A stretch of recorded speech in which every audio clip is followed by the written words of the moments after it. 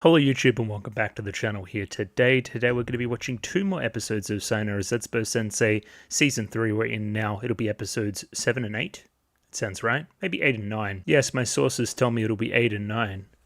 I don't know. Good intro, I guess. We're here. It's more. Just kind of catching up to what's going on right this second, right before this video. It was my big Monday. It was big. I couldn't record last night, so I'm here on the Tuesday. This will affect things going forward. I'll update Discord and all that other kind of stuff that I do.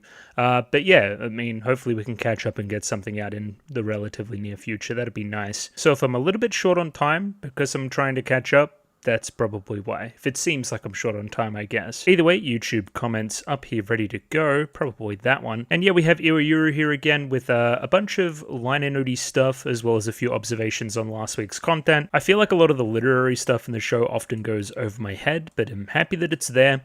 And if it's enhancing meaning for some people, then that's half the battle, I guess. It's just, as always, straight over my head. It's fine. Shaft getting a little bit fourth wall here with how depressing the anime industry is and how quickly we have to churn stuff out sometimes to get things delivered before broadcast. Yeah, that's real. That's some real ass shit. Oh, we got us in our clan ad bag here. So yeah, episode 17 of Clanad, I would imagine season 1, considering we say the sequel over here. Again, this is the room where there's all the anime merch. This is in the one where it's like, you shouldn't get into these hobbies later in life, the measles type idea, because again, you'll get super obsessed. It's great that there's a bunch of one-to-one Clanad references to like specific episodes and stuff. Goes to show that they're actually fans, doing their research, all that stuff that you would like to see.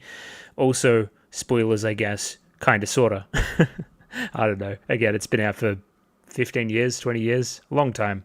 You should have seen Clanad, experienced Clanad if you haven't already. Oh, all this stuff here is great. This is the show in its bag. We're taking in, famous existential writers such as Jean-Paul Sartre, we're going to say, sure.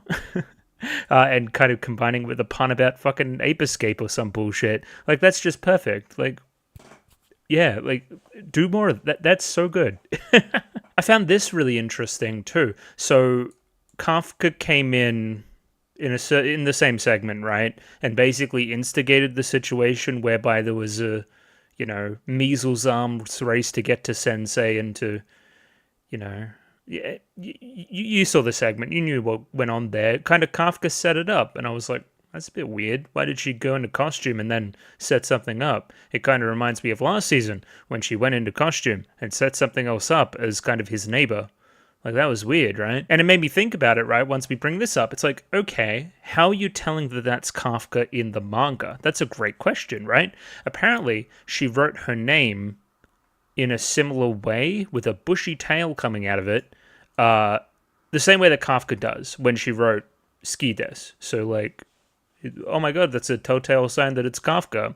Again, for us, the anime audience, the telltale sign, of course, was the voice, if the character design itself wasn't already the giveaway. But yeah, I mean, put the example up on screen too, because I have it. But that's kind of cool.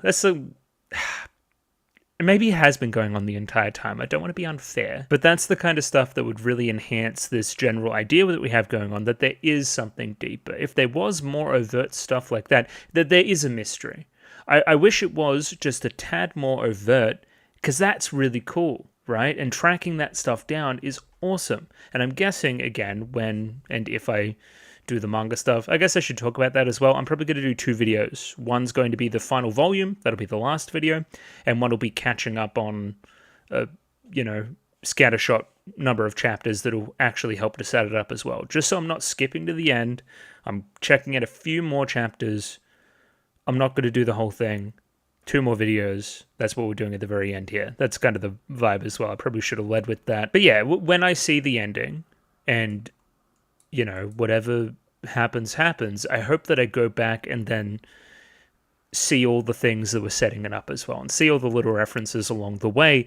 And again, it would enhance a rewatch if and when I would ever do it as well. So yeah, Good stuff. Next up, we have a bit of a personal anecdote from Iwayuru about the measles phenomenon as well. This one in particular with themselves and cars, something that they weren't initially interested in as a child, but kind of picked it up later in life. And yeah, to kind of expand upon the point, I'm with you. I don't see there being a problem with picking up hobbies later in life, especially, you know, not even like, you know, supposedly destructive hobbies or not worthwhile hobbies like, you know, gaming, anime, that kind of stuff, right?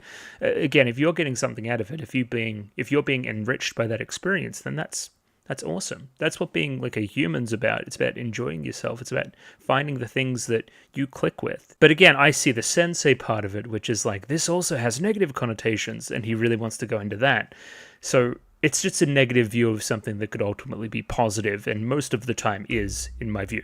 Again, that's my 2 cents. Meat Doll segment. I wouldn't say the Meat Doll segment didn't hit. It was just a little bit weird. It was crazy stuff. Also, shout out to Too Many Cooks as well. That shit's really good. Yeah, it was just... I was bewildered, and it kind of took away my ability to laugh. It was very funny. It was good. I guess I need more time with these new characters. We have Aura, of course, as well as our 2 scamming people. I guess I just need more time. I don't know. It's very 11th hour from an anime perspective to be introducing new characters, but I don't know, that's kind of the shtick of the manga as well, that it's this class of despair. There's so many kids. I don't know, maybe they'll pop off and have some more good bits before the very end. We'll see. Okay, great. Yeah, Winter Shogun segment. It's basically super Japanese, so great. That was probably the one that I struggled with the most last week, I would say. I was like, what the fuck are we even doing?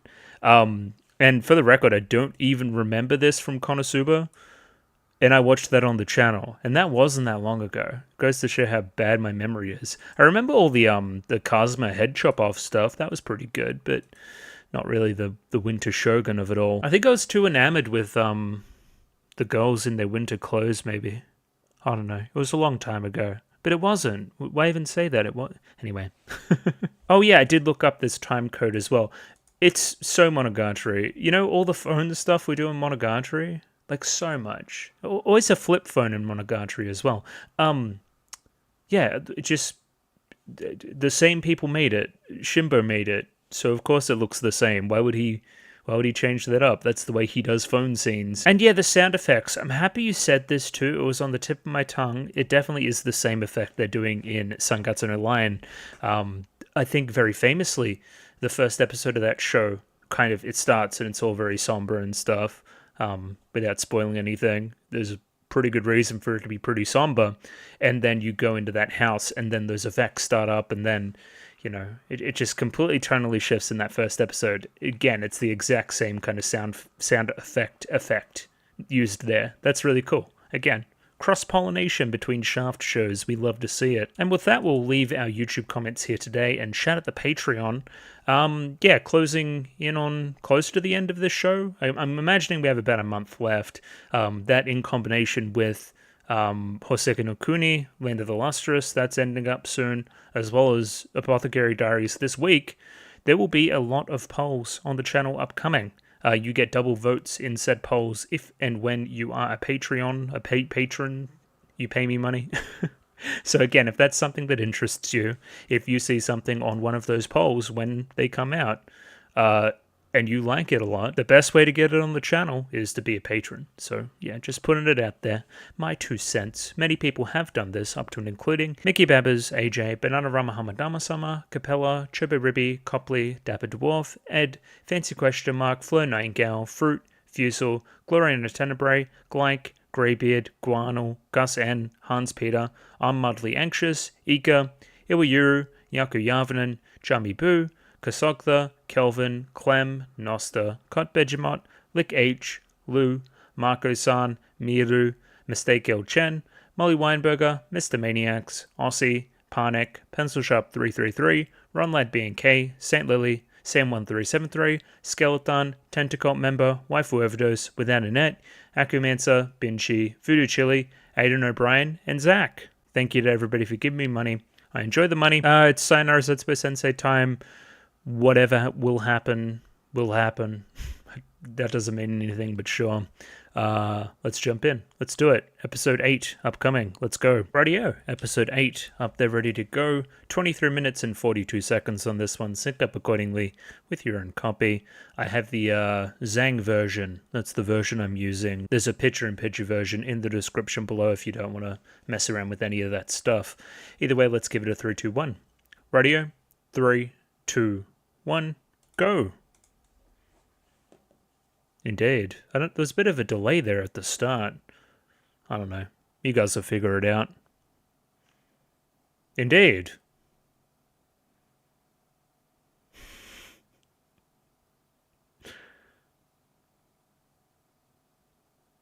What would you even call this accent?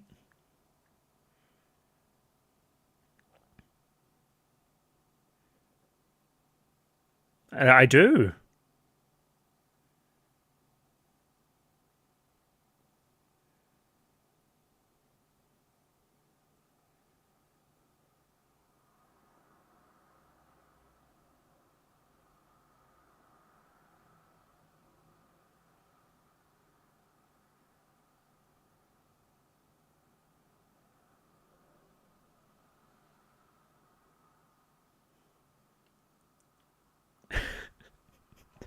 Okay, man. It kind of got me by the end.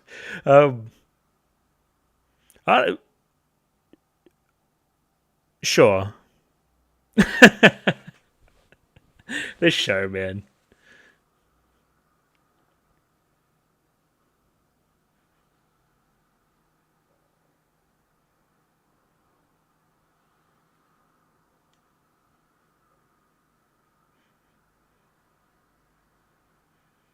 What is that?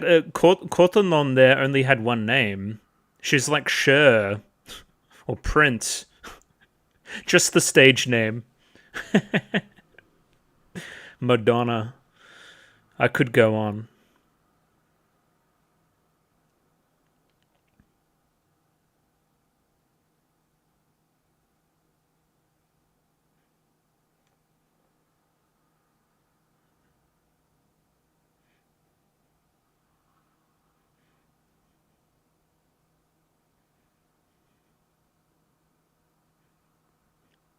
At least Kafka's having a good time.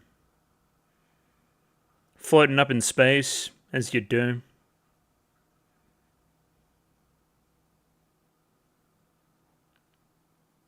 So is she on the... I don't know, even if she's not explicitly on the rocket, it's interesting that we like blow up in the stratosphere and then she comes back down. Laughing all the way.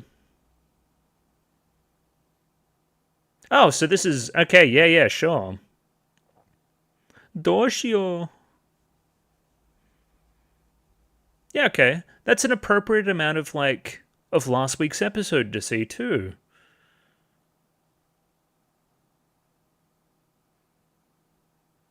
What a boring question. That wasn't a love confession. I've been scammed.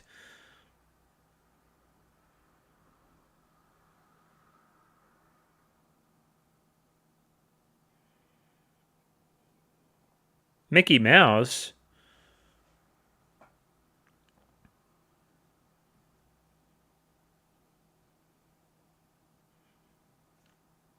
Reverse surprised.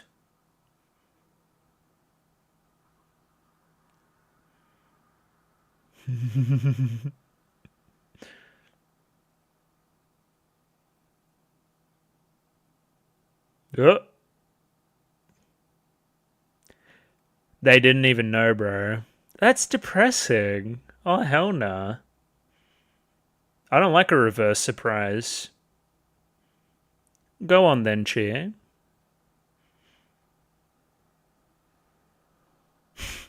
Do you? I've never had that happen. Interesting.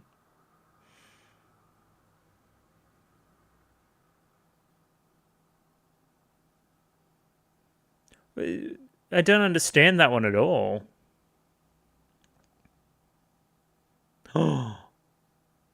Whoa. Whoa.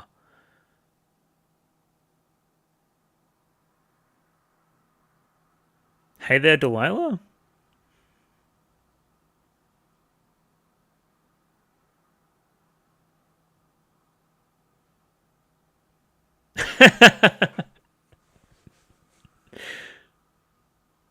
That's a terrible surprise. Oh, ho, ho, ho. Japan joke. And I've got about 1 trillion points there.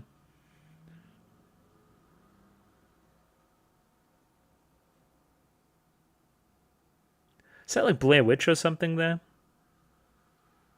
Ah, who the fuck are you?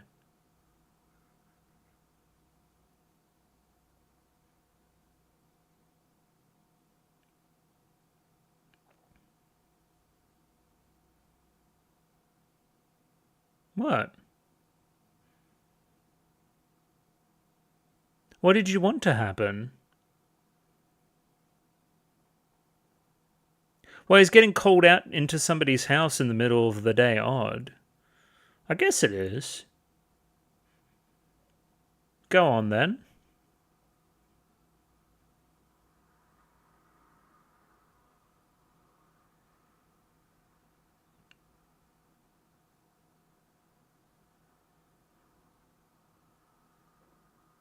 Meta, I guess. Oh.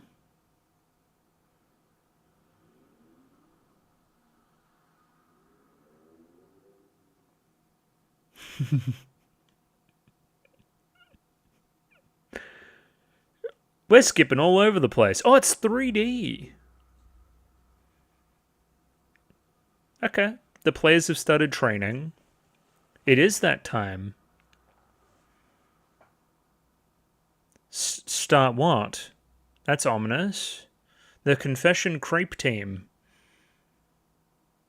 What are we training for?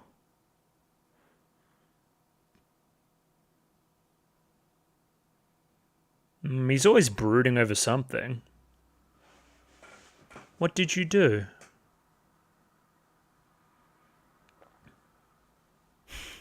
I'm just like, just like Cherry. Oh, is that another reverse surprise, or? What? Confession training.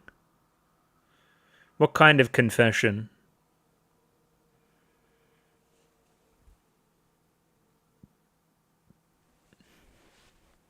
This is a very interesting one.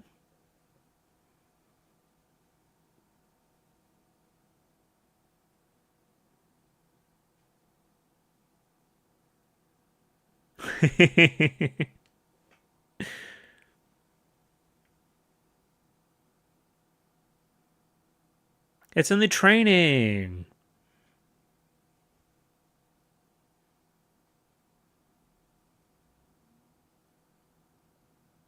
So I have to imagine the crime?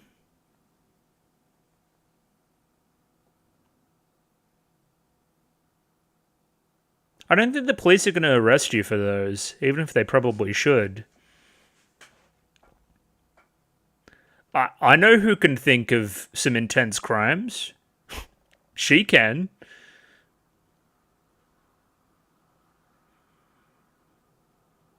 Oh, that was cool. Super Monogatari again.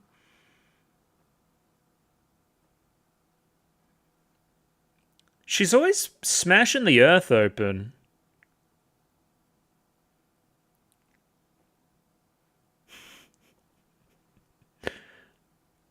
Super Dogiza. Sure.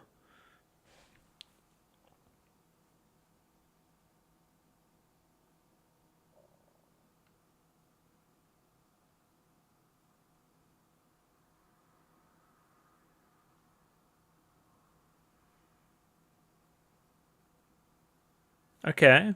I can try. Yeah. Oh! Evil. You're really evil. Okay.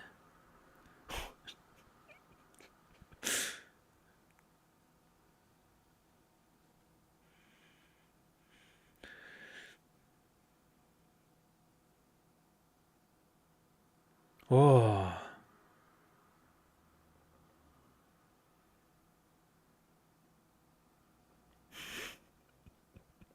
Jesus Christ.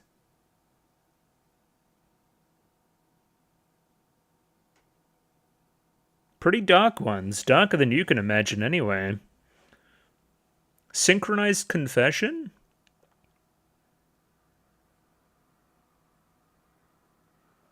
So we need to get on the same wavelength in our confession. Okay. There was some creep in the back there too.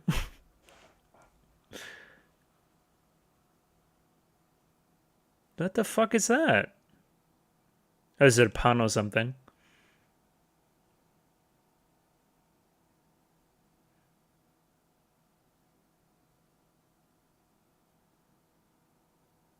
Ew.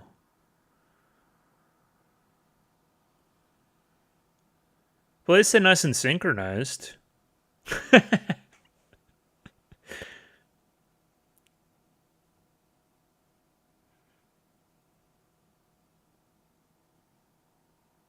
To what? Being bald. The greatest crime of them all.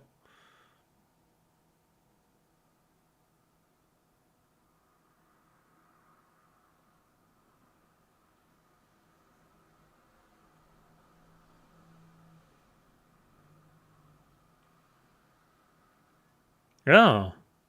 It split up into pairs then.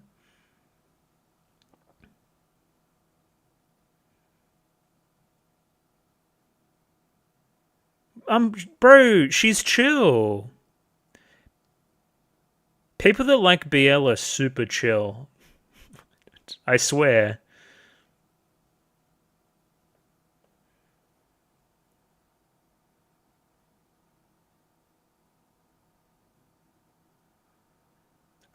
Okay. What the fuck is happening? There's been a murder? Among Us? Detective Conan? Oh. Oh, I get, yeah, I get the premise now. Okay. So don't, yeah. It'd ruin all the mystery fiction. Yeah, okay, I understand.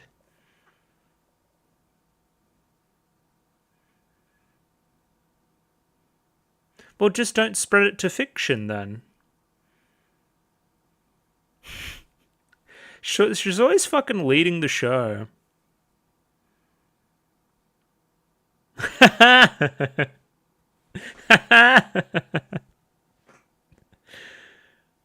Oh, okay. I don't know. I don't know what that one is, but I knew the other two.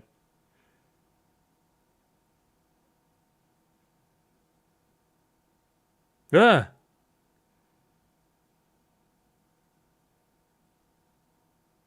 It's like a slow mo Zetsubou like dance. I don't know what you would call it. The Zetsubou bit.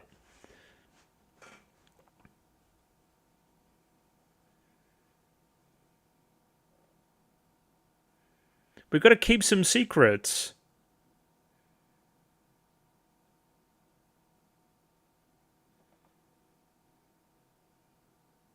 Okay, bye. What? What's Kaire doing? The future?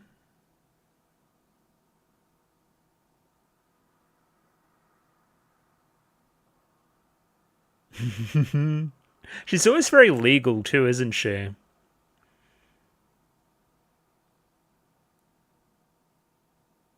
Kaire grandma. What was the confession?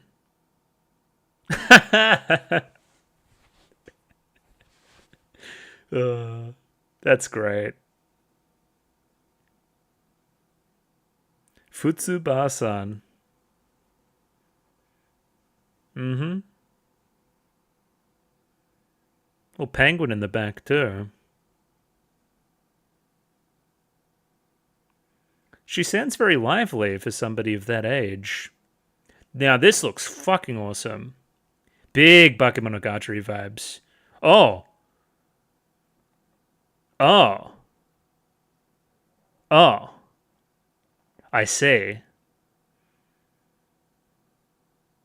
Mystery Train. Some Gekitan Inukari stuff going on. Speaking of the Inu.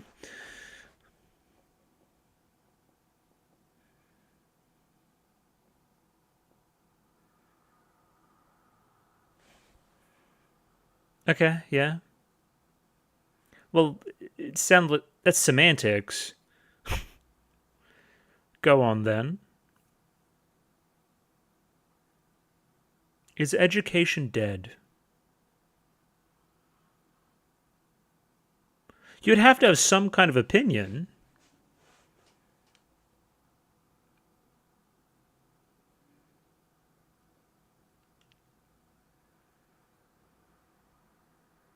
Oh, okay. So we already have a destination in mind. It's like a leading question where they only really want one answer. Yeah.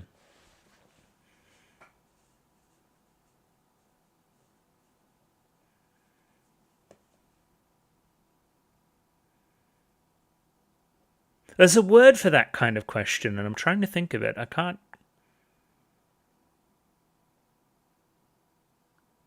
Well, clearly you want to break up with him. Okay, no, you want the opposite. Yeah, I've seen this one already. Yeah, so why are you even asking me? Oh, there was fucking that lady, the TV lady. I like her.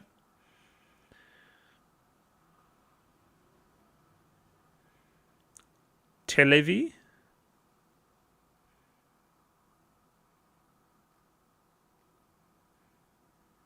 Nice plasma TV, dude. Well, fucking get the other one then.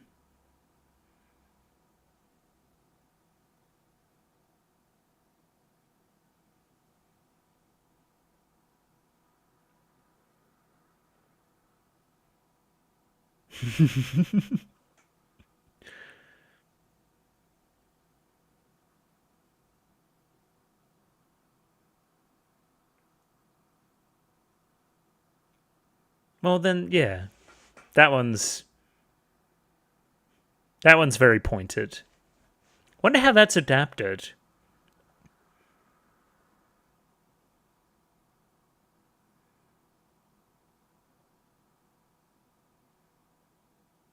It's a little bit too close to home, if I'm honest.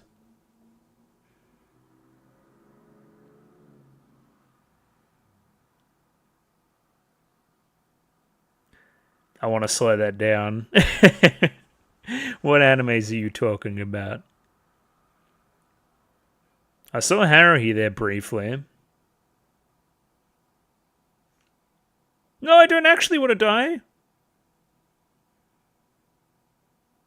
Well, you're always talking about wanting to die.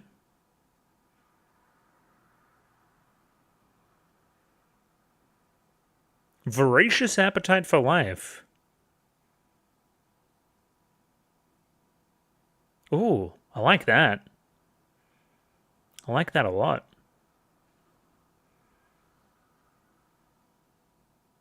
Crazy Train?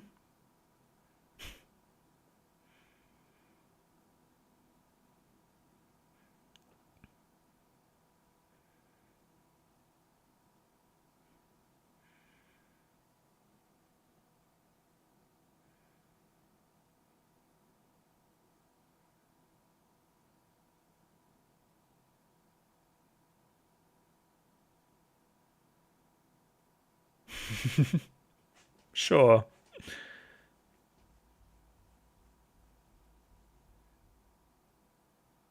I like the soundtrack here.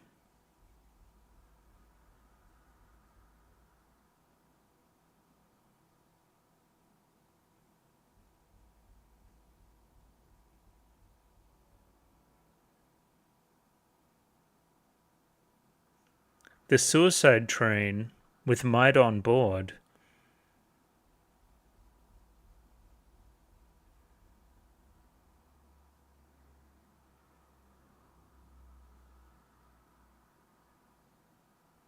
Ooh.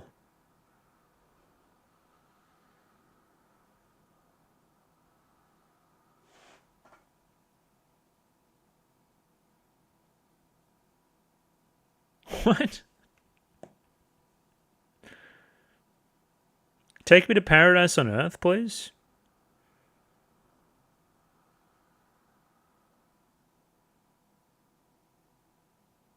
Whatever you say, Sensei.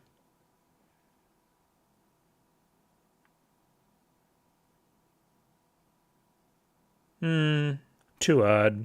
How about somebody your age, Sensei? That'd be nice.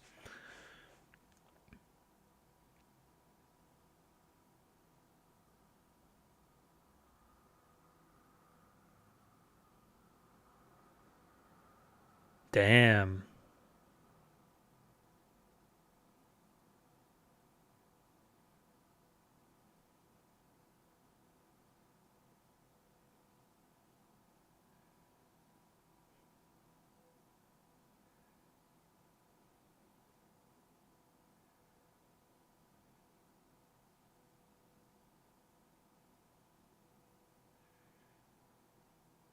That's an anticlimax, chat. Ah.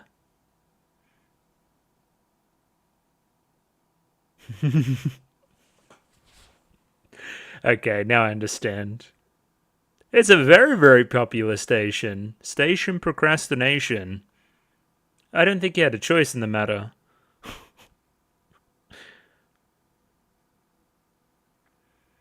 I am a voluntarily celibate.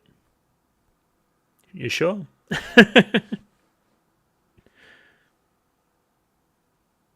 What, station of cancelled? Alright, sure. It was cool. And I think it's hiding depth again. I don't know. It reminded me a lot of some of the stuff we were doing in season 2, with art style changes, where I was kind of critical. I was like, okay, but what is this beyond its art style change? I feel like we've taken something that was relatively boring and just kind of jazzed it up with a aesthetic change, as opposed to, you know, having a well-written skit in the middle of it. I don't feel like this skit here had that problem, and I felt like it stood on its own, and I felt like the Gekiden Inukari stuff only elevated it. So really, really high praise for that skit. I thought it was really cool. Yeah, again, as I've said previously, this thing, I feel like it lives and dies based on its premises. Good premises this episode. Full of laughs. I've got some anecdotes, too, that I want to go into about some personal experiences based on what we're bringing up. So it's always good. It gets me yapping. That's what we're after. Just tonally, that last segment, it was very, very somber, very... I don't know. It enchanted me. I liked it. I feel like relaxed. Which I don't always feel relaxed in this show. I feel stressed sometimes.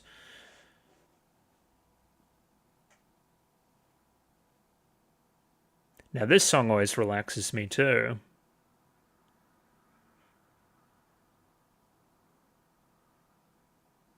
Well, his is clearly better.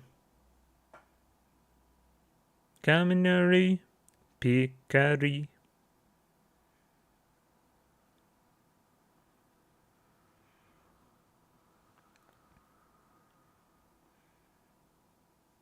I mean, did we forget what this thing's for? It's meant to be...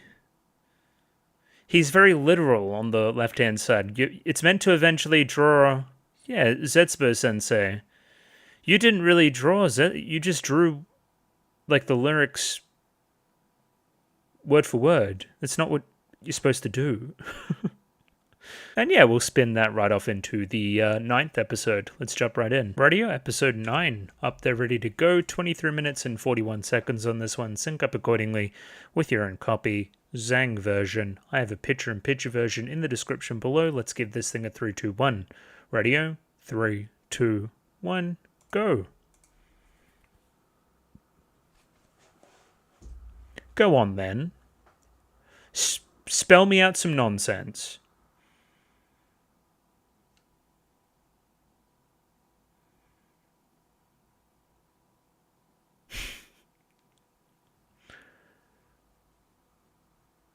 Why is he in the forest?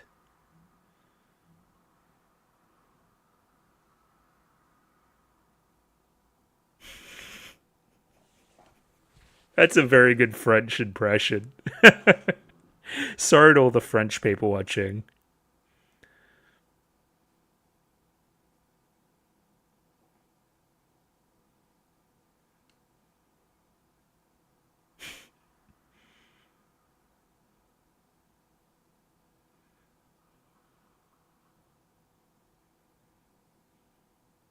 Indeed. I feel like they just got her in the booth with like 20 cups of coffee, 20 cups of red cordial, maybe a few lines of something else, and then just, hey, say whatever you want. Just go off. Just do it. Just, yeah, outrageous, I would call those segments. Holy shit. How do you even manage? It's insane.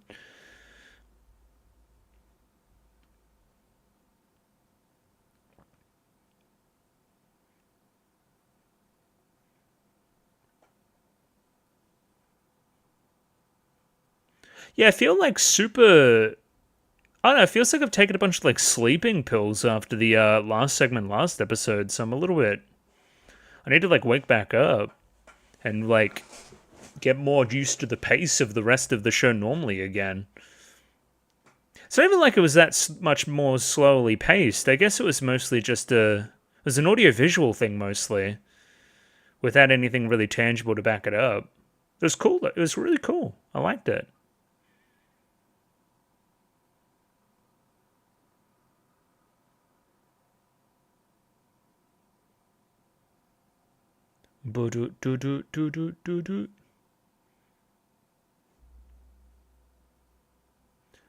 Okay. It's impossible to tell who that was. Chiri. As an emergency measure. Oh, he's cool.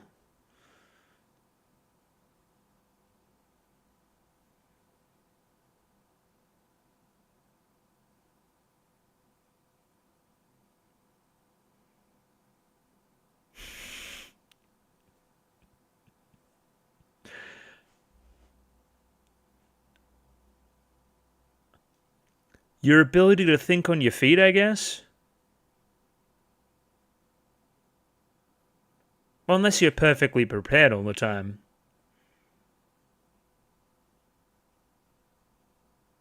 Yobi School Boogie High.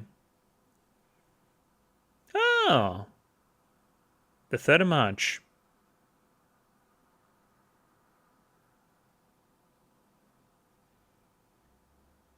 Ah! What the fuck? Thank you. I'll take it. Think on your feet. No, thank you. Oh. I mean...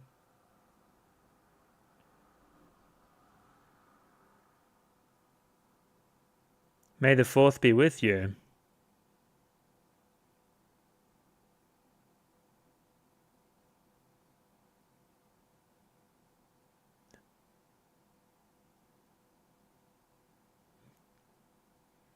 Oh, I got a bunch of bullshit. Also, again, just so people don't say I don't know, obvious Evangelion reference aside.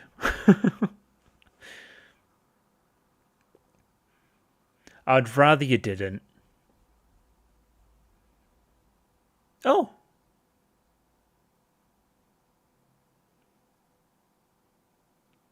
Now, see, this is quite enjoyable. What?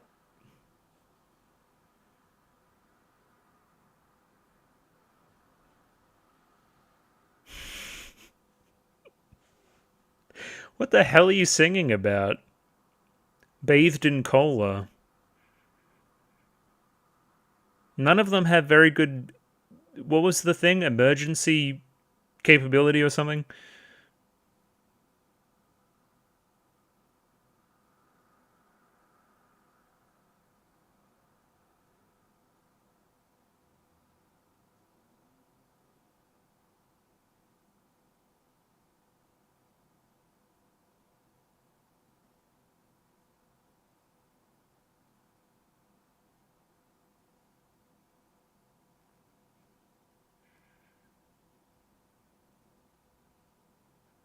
The hell are you talking about? Okay, his eyebrows are gone.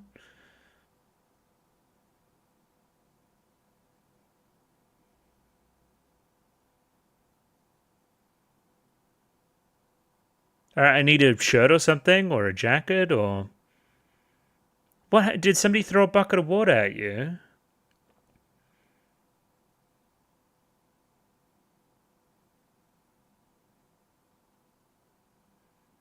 How do you not let them dry before you have to use them?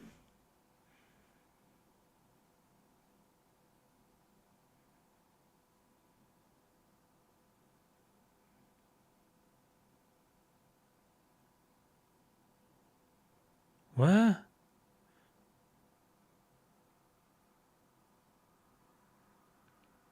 Or get more sleep? That's amazing.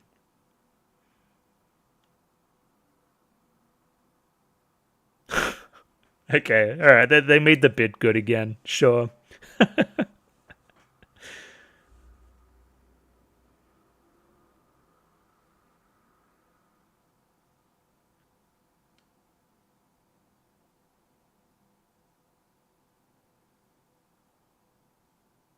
Jesus Christ. Are you okay?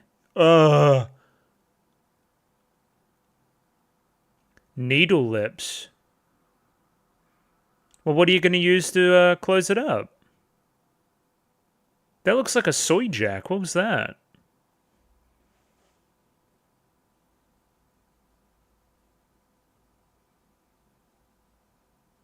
Explain? Oh, okay. Sure. He's just getting destroyed. It's like some kind of rugby training or something.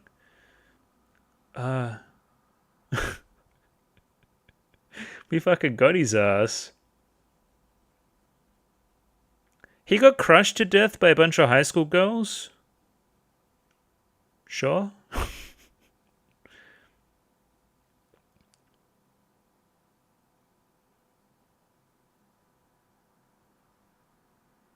That's terrifying.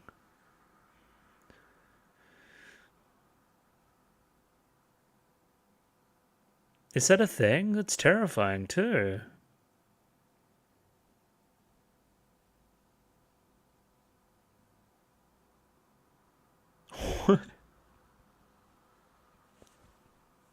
Okay, they're making good on it. Oh. Alright, don't do that to him. He seems to get off on it.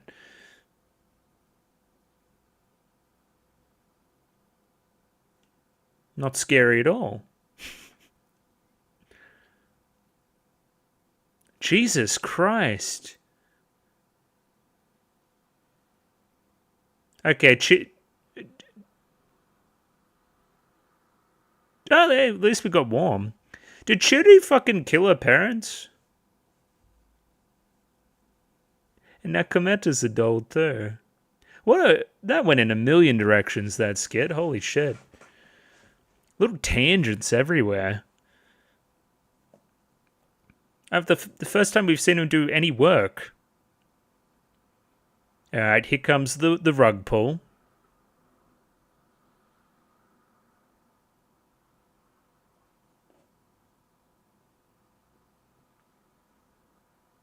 Okay. I don't really see this one at all, when the correct answer is also wrong, is marked incorrect, and we're on a quiz show. Obama?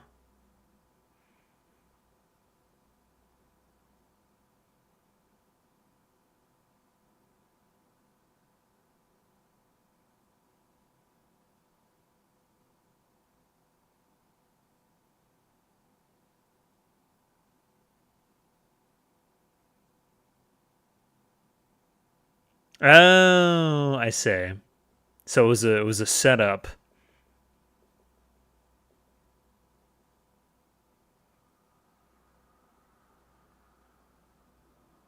Interesting mustache.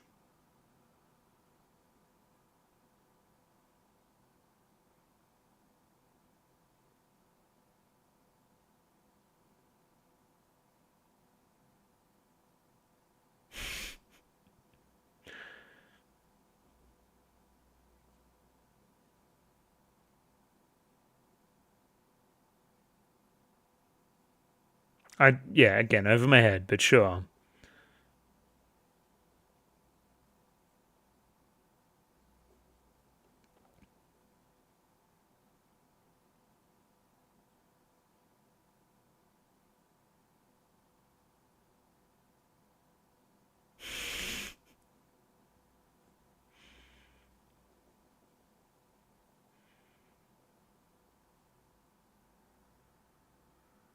Oh, yeah.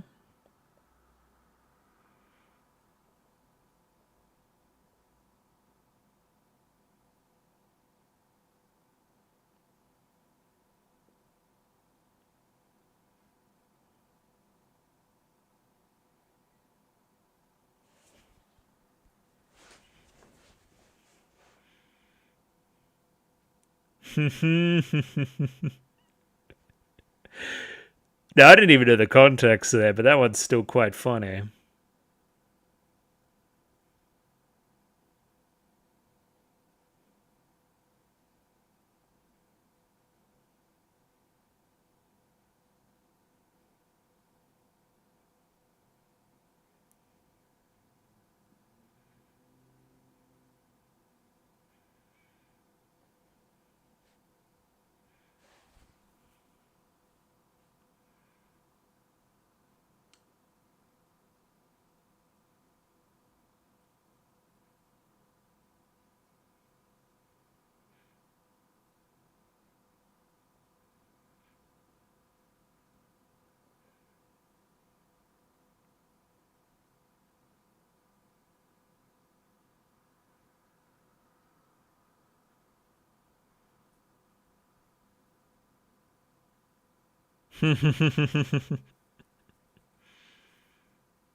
Ah,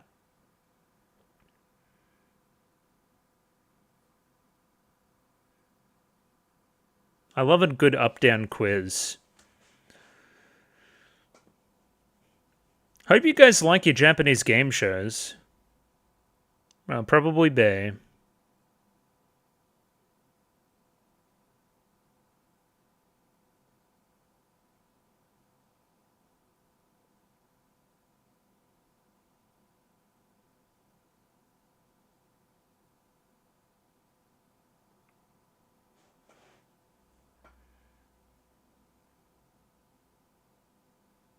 The loser circle?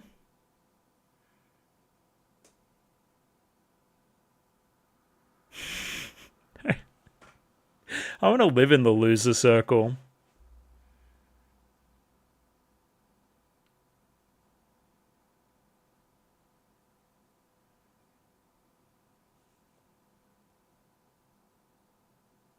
Jesus Christ.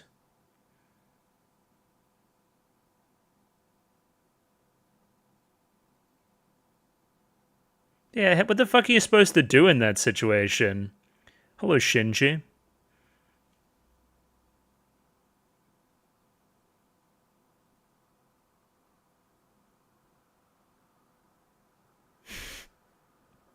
How much further down can I go?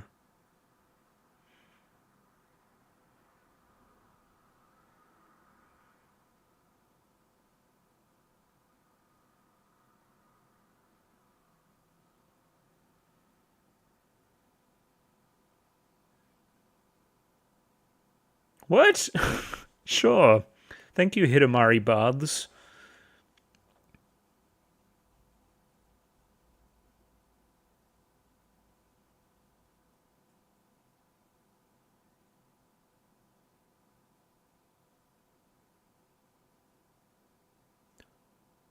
Time traveling again? Take me into the time tunnel. Thank you, Kafka. Mario.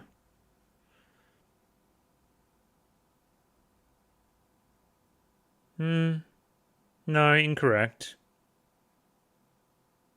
Oh, that'll make you unpopular, though.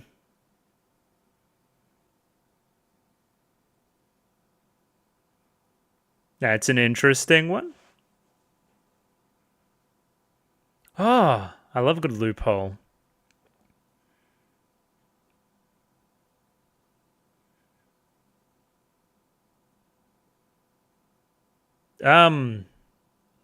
He's wearing Magical girl garb? Or nothing at all? No, no! Generally the Emperor's clothes, isn't it? Anyway. King works too.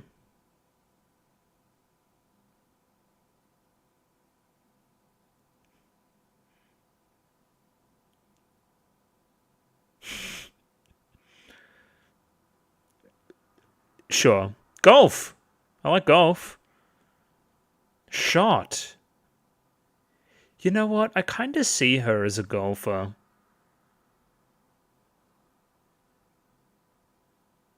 Oh, we're all out here.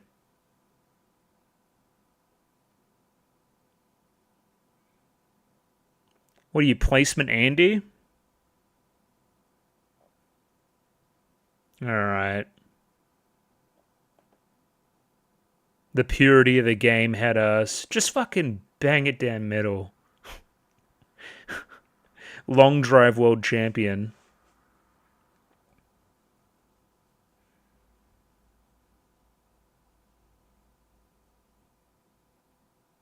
Okay, a new course. We're playing golf in town?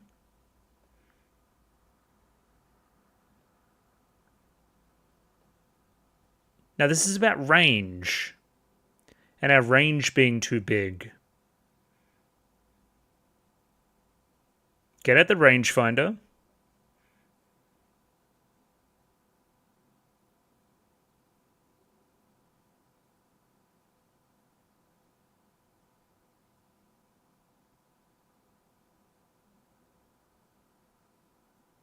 Oh, we don't want to range too big now.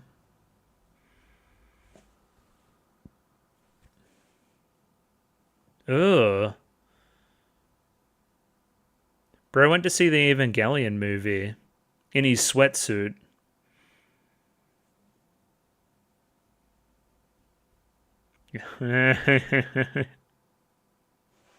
That's funny. Yeah, no. Only the corner store.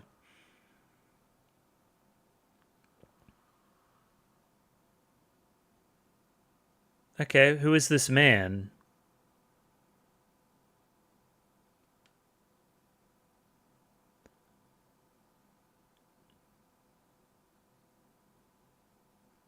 Did people used to do that? They should be imprisoned.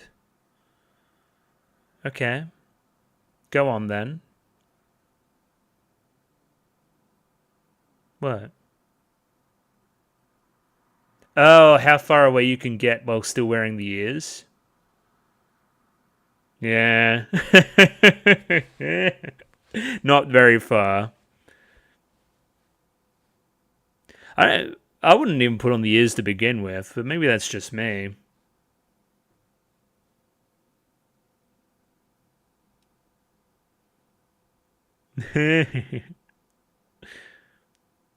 Jesus Christ, that's terrible. Okay, hole number 4. What?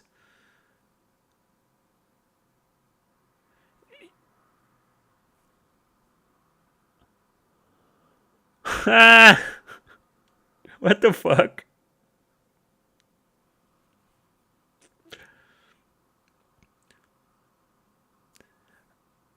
He's gone mad with power? Yeah. Not the station, the police station, where you should be. Okay, Meru.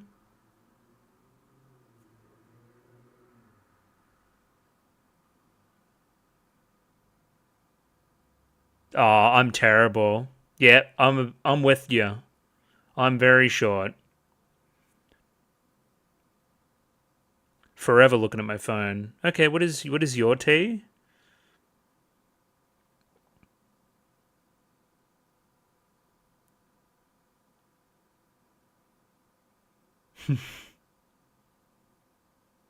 Okay, pretty good Sinetsky joke. That's not Hogwarts. Oh, hell no. Jump. This fucking mad rivalry. And we're continuing that one. I'm happy we are. I kind of liked it. Yeah, it felt longer than that. Weird. I was like, is this another full skit? I guess you get into it very quickly because all you really need to establish it is, oh, we're playing golf, and then the idea of range. Which I was gonna say very early. I'm like, I don't know where this is going at all. I can't see the bit, but the bit came through. Yeah, probably close on my favorite. That game show one was mental. It feels like every 2 episodes, every kind of video I do, there will be one of the segments that is just way too Japanese for me, and I feel like that one's the designated too Japanese one. Hope you guys like your game shows. That's all I'll say. Again, maybe it'll shine a little bit more on the rewatch. We'll see. But yeah, I mean, mostly just a successful day at the office for Sayonara Zetsubou Sensei. It was quite good. Good bits, good characters, good jokes. Good stuff. Good stuff.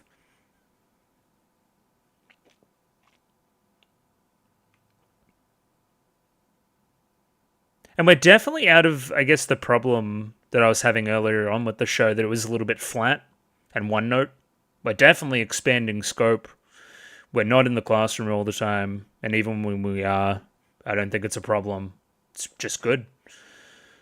We've grown past that issue. Are you even going to be able to sing? Are you even going to be able to keep it together, Aura?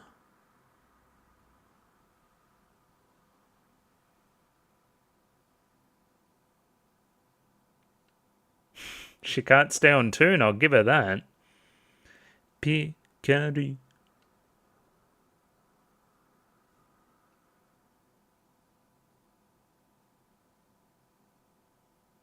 She's doing a bit better now. She's got my sense of rhythm. It's not good. Looks like Simpsons a little bit there on the right.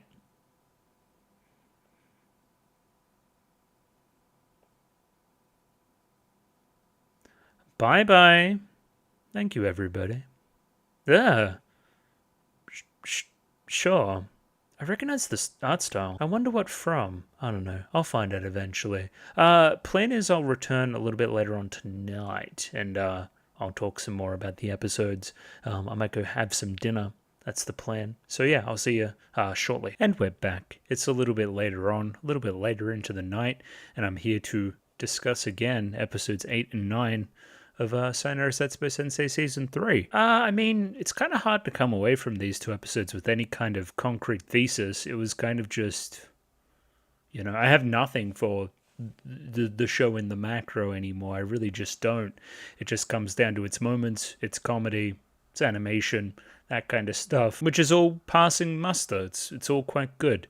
Yeah, again, in the interest of time, I think we should just jump in here if I have no overbearing overall thought. I thought the Gekidan Inukari stuff was interesting, and I'm keen to get there. I think that'll be most of the discussion here, if I'm honest. First segment up, it's continuing from last week. Last week was broadly about surprises, and a good surprise versus a bad surprise versus something in between. Cherry ran somebody over with a steamroller. It was awesome. So again, that's a jumping off point here. Specifically, the doshite, or whatever she says, doshio, whatever it was. Doshio, there you go, of course. And then, yeah, we move into that. You think it's going to be a confession, but instead, I don't know, he asks you about some stupid art thing or something. I don't know, it's a bad surprise. It's not what I wanted, it's not what I expected. It's a really stupid question, too. It's really, like, arbitrary, too. Green on white, or white on green. It's like it's the same colors. Like, just pick. Who cares? I think the translation here we're going with is reverse surprised, but you say double surprised in the dialogue. Double surprise still works. I thought I was going to get surprised by one thing, but I ended up getting surprised by another, so it was a double surprise. It's kind of the same as a reverse surprise, I guess. Again, he goes into his little anecdotes here.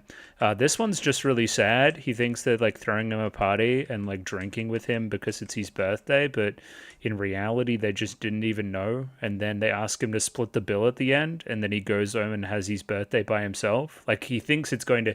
It's got the same vibe as the surprise party kind of premise for the initial skit here overall, but no, they didn't even know. You got invited out to drink because we were drinking that night. It wasn't for you. Now, this one confused me. Just before elections, you get a call from a classmate you haven't seen in years and you were never that close with. You just talk normally about the old days and then hang up.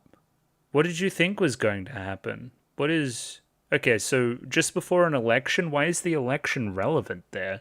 That one's weird. I don't understand that joke. Now, I was a little bit confused here. I thought the joke was about his white, pasty skin. But no, it's that stupid character that always dresses in the flamboyant shirts, and I can never remember his name. And his shirt just being a plain white shirt is indeed just the gag. I thought I was going to be surprised at how Larry the shirt was, but I was surprised because of how Larry it wasn't. It was a reverse surprise, of course. A few fun examples here. This one train line actually running on time. My scam call wasn't a scam call. It was actually legitimately from my grandson. And I believe we're rocking in some Blair Witch Project areas here too. I don't know, you would imagine so. I thought that there was going to be something there, but it wasn't. I'm just imagining things. It could be any number of horror movies, actually. I don't know, I'm zeroing in on that, but yeah. I don't know, it epitomizes the bit, it epitomizes the joke. Now, this is clearly a reference or something, again, straight over my head. They thought that Sensei was going to come up there, listen to a song, but potentially do something else as well. So everyone sees him enter that house, and then they're kind of like giggling, especially you. And when Harumi's giggling, it can't be anything good. Sensei, did anything happen? Nothing at all, we just listen to a song. I don't know, and that's disappointing, I guess. It must have had to have been a reference, right? There must be some gay thing going on or something. I don't know. It's, again, way over my head. Also, I guess it's a meta joke because we do a joke about how Maria's life fucking sucks, and it's a surprise that Japanese people are like this when life is so much worse in other countries and that kind of thing. And I think that in and of itself is a meta joke of a surprising ending to this skit that was broadly, again, just comedic, didn't really have any dramatic edge, just taking it in a really depressing kind of way at the end, taking it in a weird direction. Again, reverse surprise or whatever the thing was. The irony, of course, being that it was also Abiru's birthday that entire day, so they threw a surprise birthday for Sensei on his birthday, no, not on his birthday, when it was her birthday the entire time, which is kind of sad. There's kind of been this recurring thing in that segment about people's birthdays and celebrating them and remembering them and stuff, so I don't know, it's ironic that it comes back around at the very end. It kind of just is a bunch of brain rot at the very end. I have to be critical of the pacing a little bit. It's just kind of like, here's a bunch of bits at the end that pay off on jokes earlier. Alright, next skit. Confessions. Training for confessions. This one goes in every direction, man. Buckle in. So, it starts off, and we have Komori and Sensei watching something on the television. Some kind of Olympic type beat or something, some kind of sports training. And then it's like, I guess we better start training too. And it's training to confess. So then Sensei finds himself standing at the front of the police station, brooding over something. It looks like he's about to confess to a crime. But no, he is not about to confess. He is only merely training to confess. And I feel like the motivation on this one's kind of flimsy. Like, when the time comes, will you be able to confess?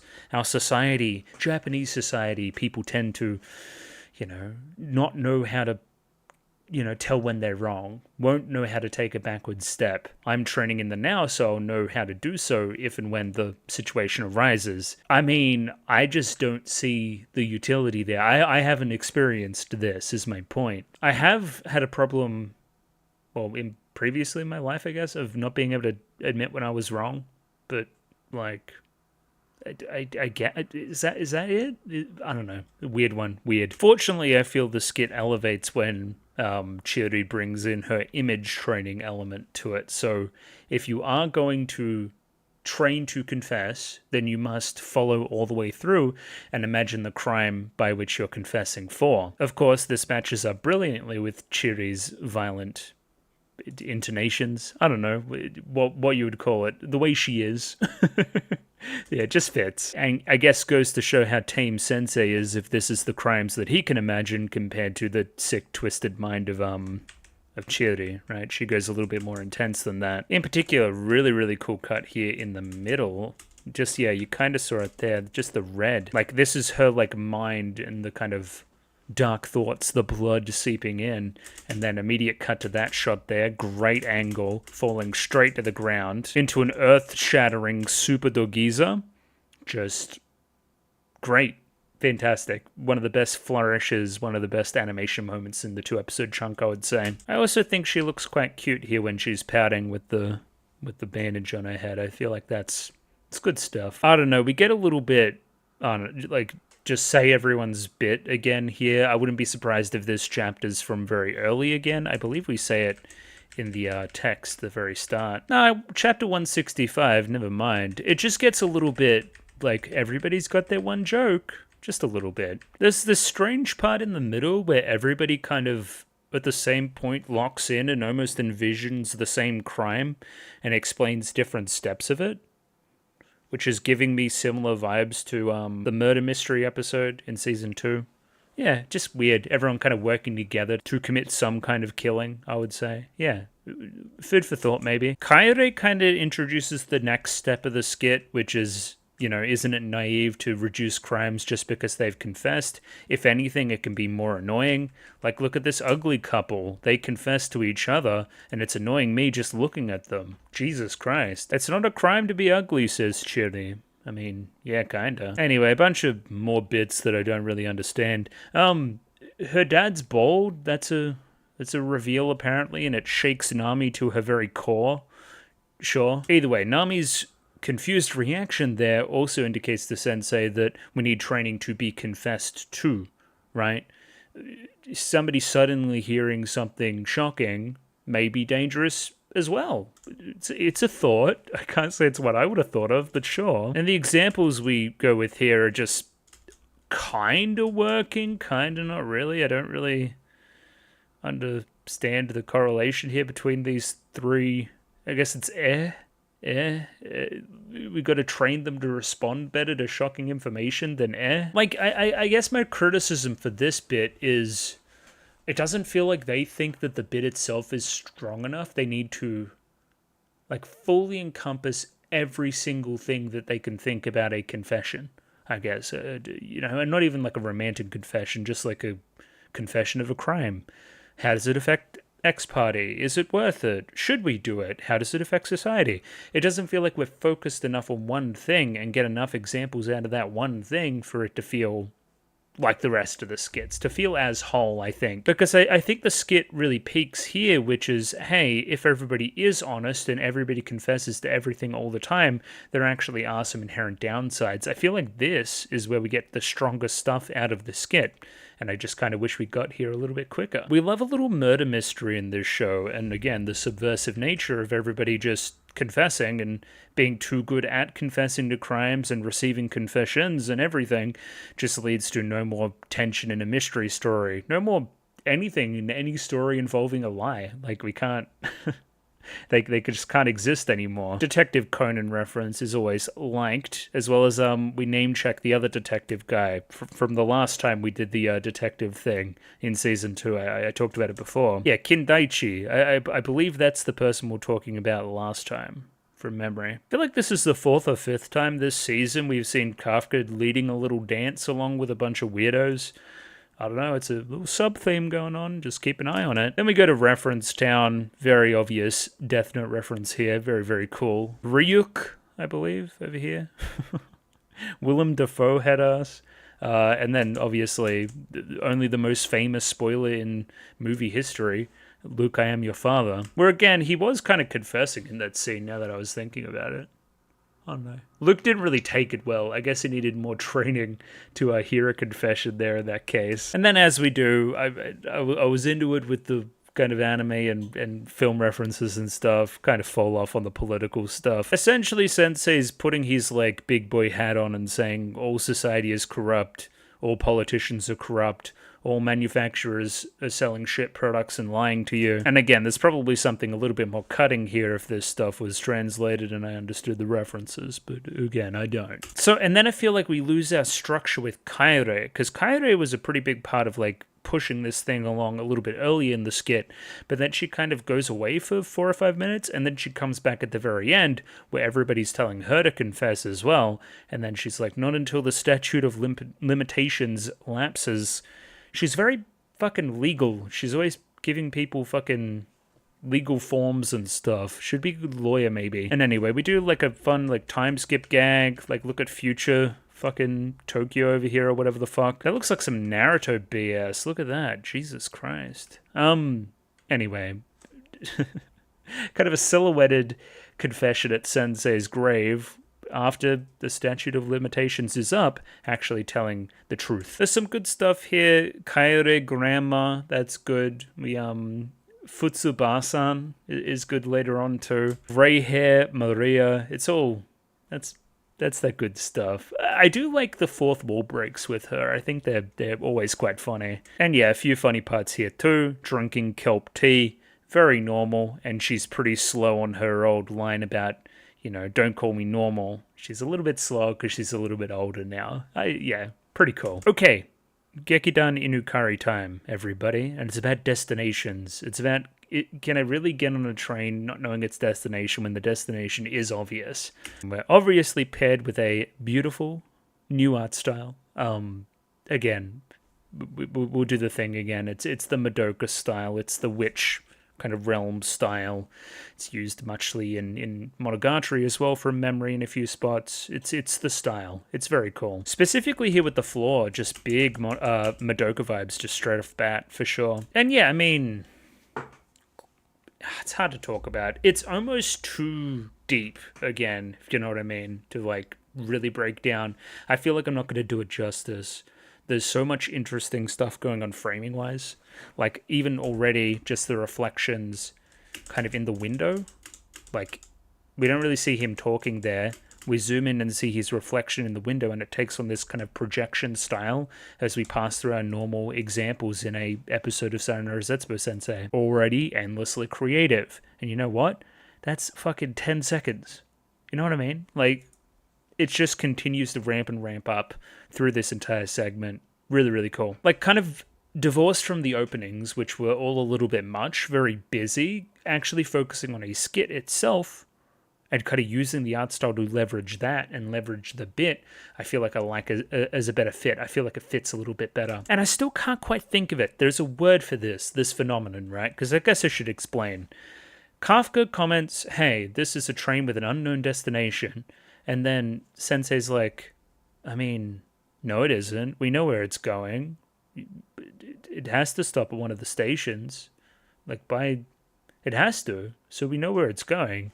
And we kind of use that as an extended metaphor for questions which people ask, kind of leading questions where they kind of want one answer from you, right? The example is this guy, he asks, is education dead, to a teacher?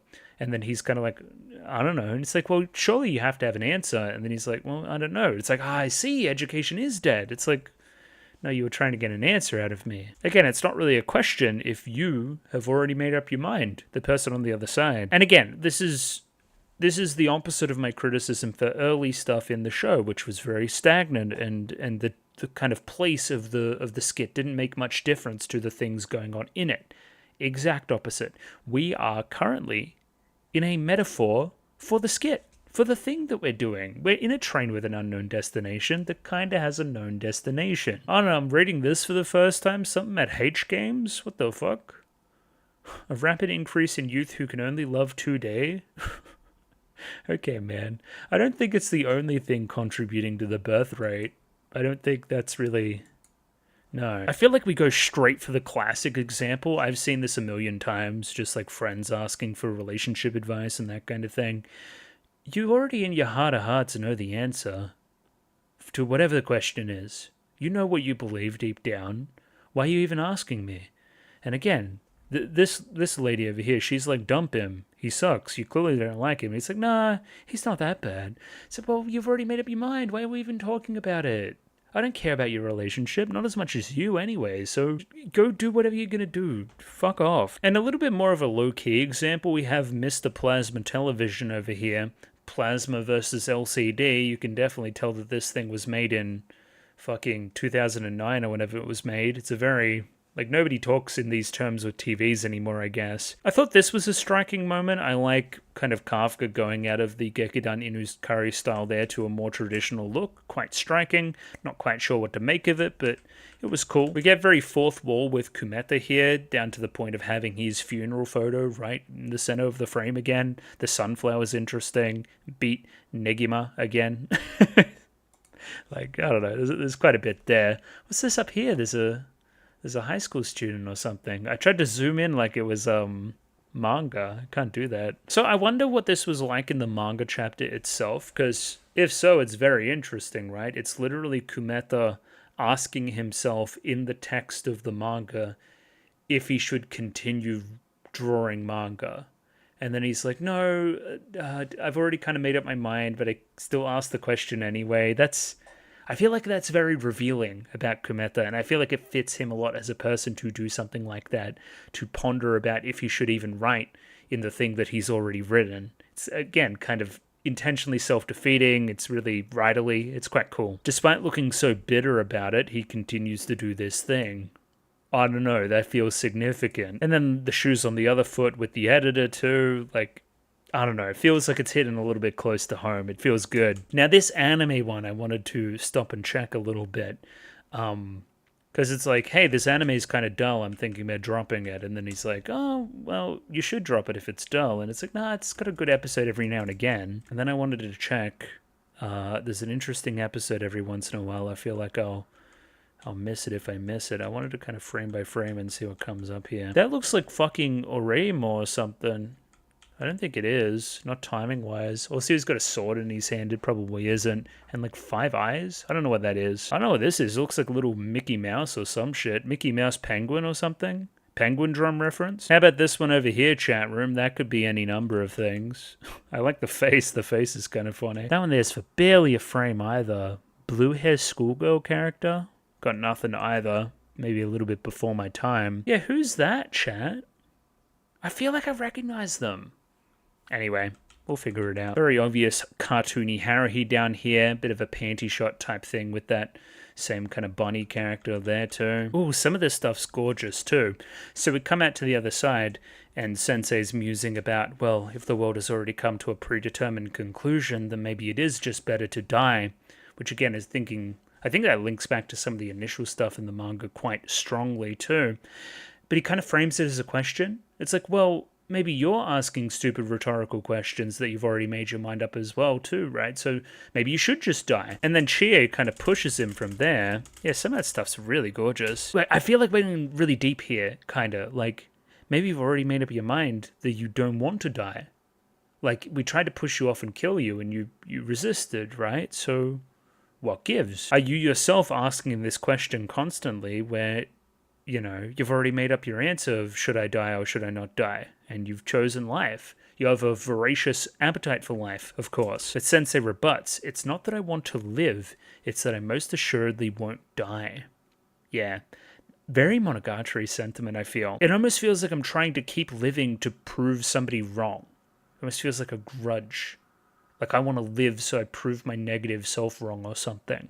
That's kind of the area where we're playing in, I think.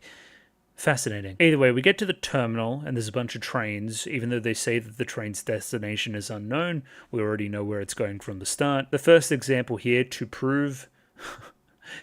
to prove that the kids in Shibuya are running wild. So all this stuff in the... okay, so normally it'd be like a train line, right? It'd say, this is going to Shibuya. But then there's a bunch of bullshit in the middle that kind of fills in the gaps and fills in the opinion, right? So this would kind of be the framing of asking an interview question on a show to a bunch of like a Vox Populi type of thing. But you'd ask people that would already agree with the sentiment you're trying to push. It'd be like... you know, Sky News or Fox News asking a bunch of old people about a, you know, quote-unquote woke subject or something. They've pre-selected an audience that are already going to agree with them. They've predetermined the destination of the conversation. It's that kind of vibe. Now, while I don't normally like the list format as well, I feel like the trains along the screen here was kind of a thoughtful way to do it, kind of integrating it with the skit. Everyone wants to ride on a train to the preconceived kind of opinion that they've already made up for themselves. It's kind of deep too. I think we're gonna kill this kid too or something. There's a noose here. The train goes underground to the lost train station at the very bottom. Even if we know its destination, it still becomes lost. That sure sounds like death to me. They were talking about some paradise on Earth or something. Now, what's interesting here too is we kind of take a quiet moment where it's like, what do we do now, Kafka? It's like, Sensei, have you thought about like a life partner? Or if you've thought about something larger than that, right? You're in your 20s. It's the time to be looking for something like that. Looking for, your one, whoever they may be. One, it's interesting that Kafka's asking the question. I don't know. I feel like there's a lot going on with Sensei and Kafka. Pretty interestingly, I feel like it's probably this big endgamey kind of thing. We'll center around these two characters. They seem like the two most important ones. I feel like there is meaning in her asking that question, I guess. By the very end of it, we kind of go to a procrastination joke where the destination that everybody's hopping on, its very popular train, is delaying an answer to the question, which I think is very smart. I guess it's a colder, more quiet, more isolated skit than a lot of the rest of them. It's just very different tonally. It makes me think about the show in a very different way. Again, ending the skit about kind of asking questions with predetermined destinations, ending with a destination which is putting off an answer to the question, I think is kind of brilliant. I think that's really good. And everybody continues to use it. It's this nice subversion of everything. It just works really well. Oh yeah, and then I think we get a joke here with Kometa something getting off at the my manga got cancelled station. It always happens after volume 10. It's a little bit too real. And then, yeah, I mean, that's kind of the end of that episode from there. I mean, clearly the strongest stuff was in this segment. Like, clearly. I didn't even talk about how beautiful it was, really, in all the ways I wanted to. Like, especially, like, look at that. That's fucking awesome looking, man. Give me that Kafka back again, man. This is a good-looking show. That's all I'm trying to say. Okay, episode 9 time, and it's time for some emergency measures. Kind of the build-up here is very quick. There's a quick interview with Sensei on TV. Well, it's not Sensei, his identity's blurred, but he's kind of like, I don't know, we should maybe do away with school. I wonder if it's even necessary. And then Chiri's like, as an emergency measure, maybe I shouldn't attend school. And we're kind of straight into it. Sensei's just nearby. He kind of looks like a vampire again. He's got his coat on. I don't know what all this is. It's very flamboyant. And he's just quickly into, you gotta have some emergency measures in case something happens. Chiri, wouldn't you understand? And Sensei's like, I for one know that my class is quite good at this. And then we quickly go, it's Nami's birthday. It's all a quick test of the classmates to see if they're good enough to work in this emergency scenario, if they have some emergency measures in place to find a gift quickly for Nami on her birthday. A lot of birthdays this week. Yeah, so, and all their presents are kind of lame, so their emergency measures aren't really up to scratch. Like, I don't know, do you want this fucking bullshit? Do you want this absolute fucking hog stroll up here? No. Now, what are we doing here with the Evangelion-ness of it all? I don't really know. Everybody quickly tries to congratulate Nami on a happy birthday, and we also double it as a montage whereby everybody's giving her a gift, and we kind of show the gifts at the very end, whilst also simultaneously displaying on screen everybody else's birthday. Potentially you could see this as a Nami POV of Nami remembering everybody else's birthday, but they couldn't remember hers, so I don't know, there's not really a lot of reciprocation going on there. I don't know, that's just my interpretation based on one viewing of it. I don't know. Outside of the reference, I don't really understand what we're doing. Like, I don't know, there's even like a penguin in the middle of it all. Like, that's some Evangelion, right? For sure. Especially thank you to Maeda. Goodbye to Blank. And to all of the Kometa fans. Congratulations. Thank you. Again, I feel like that's text at the end of Evangelion. I do not remember. Anyway, all these gifts are trash. They're shit. Who the fuck gifts someone's Batteries. What?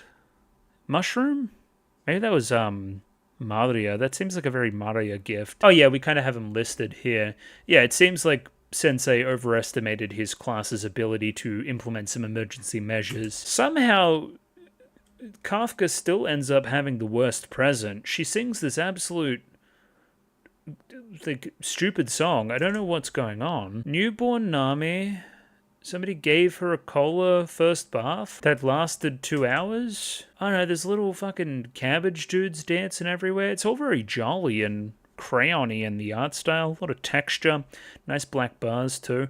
But like, the song's nonsense, Kafka. Where did you come up with this? I like having this spotlight over here. Like, she's almost stealing the shine of the birthday as well.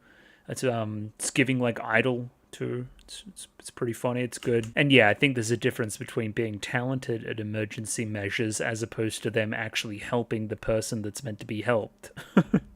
Them actually proving useful. Now, this one's straight over my head as well. Lately, there's been a lot of tans. Okay? Countries. OCs? Monsters, department stores, MS girls, people, etc.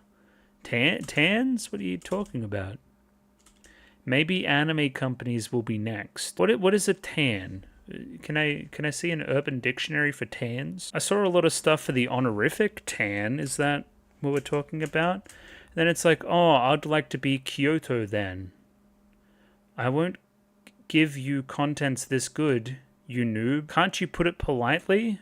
What are you talking about? Well, I'm Cool X. Leave the Rising Sun characters to me. I don't know what you're talking about at all. Alright, that's straight over my head. I thought I'd get that more once I slowed it down, but no. I don't know, it just feels like too many bits. I skipped over a bit where fucking IQ had fucking band-aids on his eyes. Now we're doing a wet t-shirt thing where she decided to not let the t-shirt dry like at all and just like put it on. I don't know, it's like a wet t-shirt thing. Your mileage may vary. I don't know, the pacing's just kind of fucking awful. I don't know what to tell you. We kind of massage Chiri's face and she becomes better. Like, I don't know. Maybe this is working better in the manga format, but the pacing is just, it's all over the shop. Kaede gets cold, there's a breeze, we try to move this poster, but the poster was covering a even bigger hole, so we'd already used that emergency measure. But because it's cold and there's a hole in the wall, people play Oshikura Manju as an emergency measure when it's cold.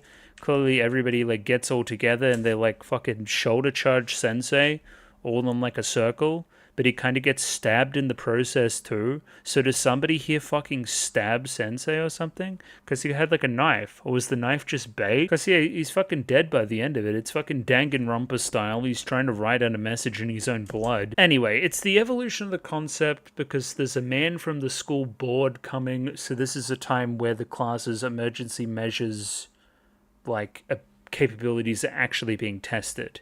We need to find a way to hide him or to make this better before the school board guy comes through. And this is where Chiri kind of takes center stage. She's like, we'll hide him under the floorboards. She uses her shovel to dig out the floorboards, which is kind of funny. And essentially now we're going to get a bunch of dolls to start replacing people. I don't know, kind of Nami starts to look at the knife and then Chiri fucking kills Nami.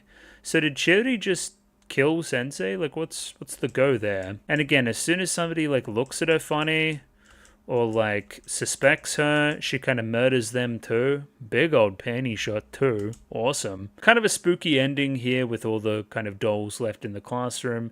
Nobody else left around. I really like the stuff under the floorboards here as well, where it's like, oh, I'm finally warm under here. We kind of finally escaped the breeze. I feel like that's pretty good. There's another good frame. It's one of those classic like really good Zetsubou Sensei frames, I feel.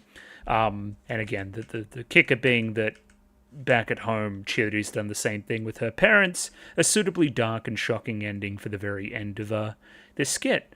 I don't know, she kind of started the skit, so it kind of comes all the way around to the very end. That's pretty good. And yeah, even bringing it back around to Kameta by the very end too, drawing himself as a little doll. We've missed the deadline. We didn't make the deadline, so this is my emergency measure just in case. That's pretty good. Okay, next skit. We start Sensei's marking papers. It's about when you're right, but you're also wrong. and it kind of turns into a big old, like, Japanese game show thing. I'm going to be real with you guys. I don't think I'm going to get any of this one. I'm going to be honest. It kind of just threw me for a loop the entire time. I'll try my darndest, but I don't think I got nothing for you. I think the general concept of somebody being correct, but for, social reasons, corruption reasons, societal reasons, like all that kind of stuff, not being correct, not having the appropriate answer, even though it's technically correct, is a pretty good place to be playing in. Very political, as the show often is. I just don't get the game show stuff, really. So, or really the political references, because again, I wasn't even aware of the political stuff going on in my own country at that time.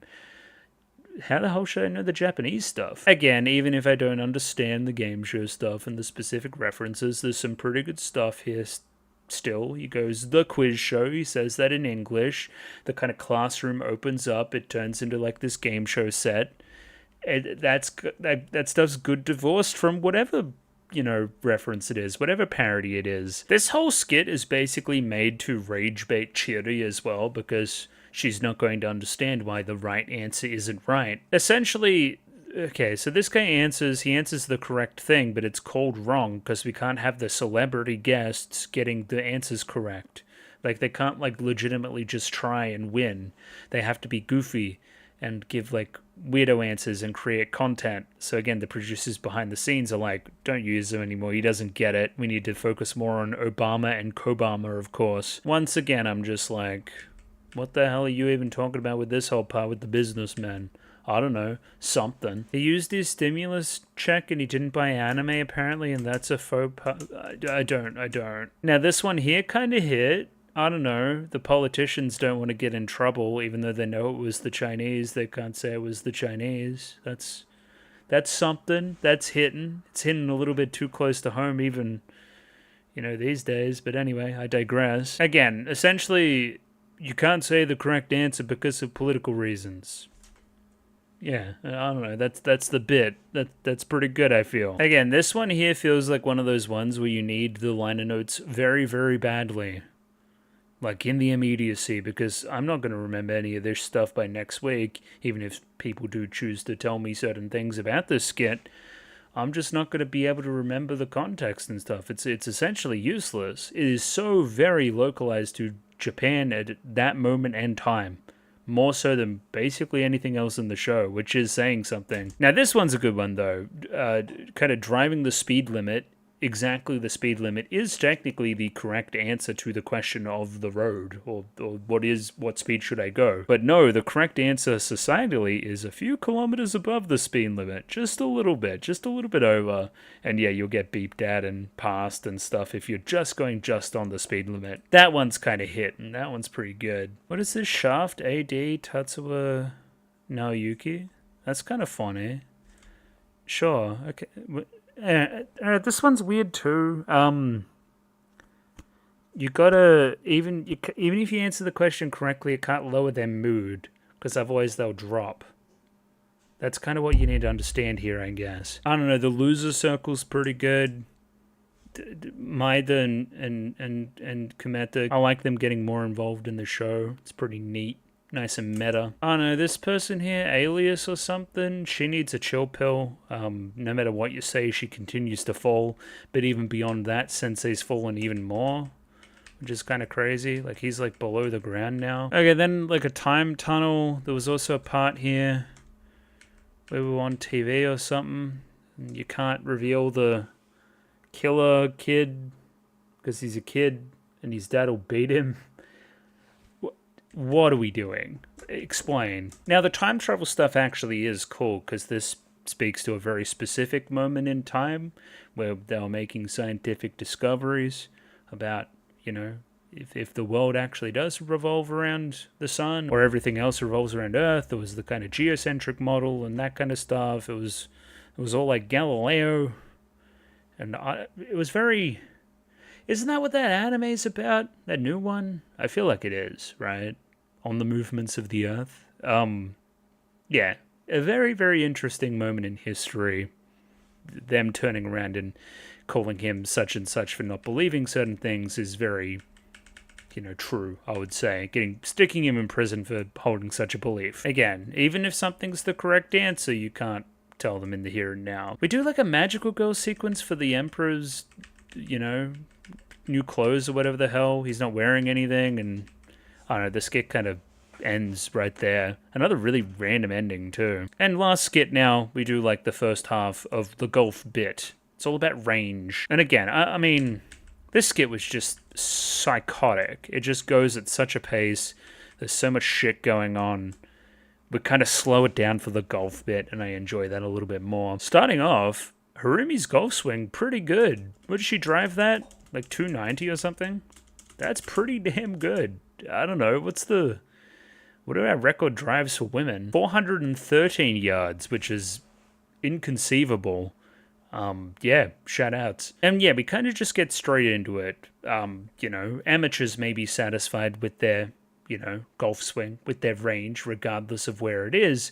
But in this world, there are times when it may not be the best to have too much of a range. I don't know, potentially there's a dogleg ride at about 200 yards. You don't want the range in that in that kind of spot. I don't know. Away from the nerdy golf stuff, let's go to the nerd stuff instead, as we go to a new golf course that has kind of popped up in town. I would imagine, again, the structure of the skit here, we're going to do 9 holes too. And yeah, it's kind of just various jokes around the range of certain people in certain situations. It's a very structured bit. It's very normal. It's very Nami. I like that.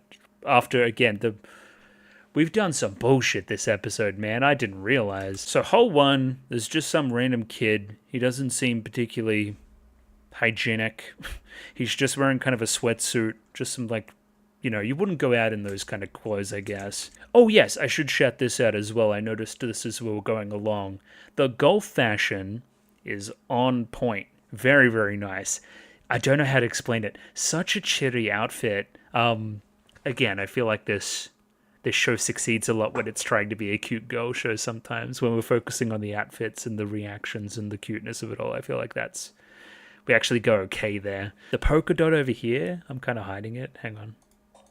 Yeah. That's the most excited I've been about anything today, really. Anyway, this fucking guy goes and sees the Evangelion movie in his sweatsuit, and the range was how far he would be able to go from his house in just sweatpants and that kind of thing. He wouldn't get dressed up. I think the limit is like the gas station or the convenience store or like something like that. Just, whatever's in walking distance. If I'm getting in my car, or if I'm getting on a train or something, I gotta put on some actual clothes. So it's kind of weird because he's like, sometimes range or having such range isn't a good thing, but we kind of want a low score or something. It's weird in the scoring, I guess. Yeah. So him being kind of disgusting and going to the theater in his sweatpants and stuff is an eagle. But again, that's an undesirable eagle. You don't want to score well in this kind of golf, I guess. Next up, we have some rando that kind of parks right in the middle of the street and sees how far he could get away from his car. What he can do quickly before going back to his car and resuming. Again, you would have to imagine this isn't much of a thing anymore now that streets are a lot more busy. I feel like this one's really specific and cool, talking about Disneyland and stuff. Don't know who this motherfucker in the back is too. He's kind of scary. How far away can you get from Disney and still get away with wearing the mouse ears and that kind of thing, right? I'd say about now. You can't really be on the train and doing that kind of thing. Is this there's so many random dudes in the background, man. Holy shit. Yeah, they're fucking everywhere. I know this motherfucker. Anyway, we have more ones here. How far away can an office lady make it with no makeup? What do you mean by that? Like away from work? Or away to work? Or how far a salaryman's single-family house in the suburbs is from his office? A fucking long way. How far away a parent can go while leaving their baby locked in the car? You should be killed. That's my 2 cents. Oh yes, very, very fun here. Yo, Kafka's very locked in. Anyway, this one's about being like a pervert. Seeing how far you can make it naked and I guess not being noticed, not being arrested. So he's made it onto the street at the front of his apartment. Nice shot to start. And yeah, we kind of have this really realistic Maida looking guy in kind of a bra and underwear running down the street in a very realistic sense. It made me laugh. It concerns me deeply too. I don't know, it's got this really kind of slapdash Tim and Eric type energy to it. I kind of really like it too. It's, I don't know. Yeah. Feels homemade. It feels very rustic. It's rustic nudity. I don't know, man. This guy's got to be stopped. Him yelling "for" as he continues to run further and further away from wherever the tee-off spot was is very good too. The picture-in-picture stuff there is really good too. It's like we're watching a broadcast. It's like we're seeing the action down here and seeing the reaction up here. I made it all the way to the station, meaning the police station. Oh yeah, in hole 5, Meru's just how far away she can be from her phone. I don't know, that one's kind of uninspired. It's kind of like teenagers and their phones. I don't know, it's not really anything. For our last one here today, I think it's the last one. Nah, there's some shut-in stuff or something. There's some Senetsuke rivalry stuff. But it's kind of like, how far away can Senetsuke be from Sensei? Like, he's the T. What's her range away from Sensei? Sometimes having maximum range is no good. I don't know, it always comes back to that premise, kind of. How far away will the shut-ins go to buy the manga? I guess that's where we're jumping off next week, too. Yeah, I'm gonna be real, I kind of soured on episode 9 a little bit. I was kind of like, what are we even doing? It's a bunch of nonsense. I think episode 8 is more than making up for it, though. The Gekiden Inukari stuff there is really strong. Just again, when it becomes that quick and that, like, we don't take our time with the jokes, it just feels like throw it all out there, whatever we can get out there, go, go, go, go, go. The show struggles. Again, just take a chill pill, just settle. Again, the Gekiden Inukari one, again, it's settled, and it was better for it, in my opinion. Either way, 2 more next week. Look forward to it. Yeah, and the manga stuff, I think I mentioned before too. Should be doing 2 videos at the very end, cleaning that stuff up. Patreon, if you want to be that 1 week ahead. Like the video, subscribe. I'm out of here. I'll catch you guys next time. Thank you for watching. Goodbye. Bye-bye.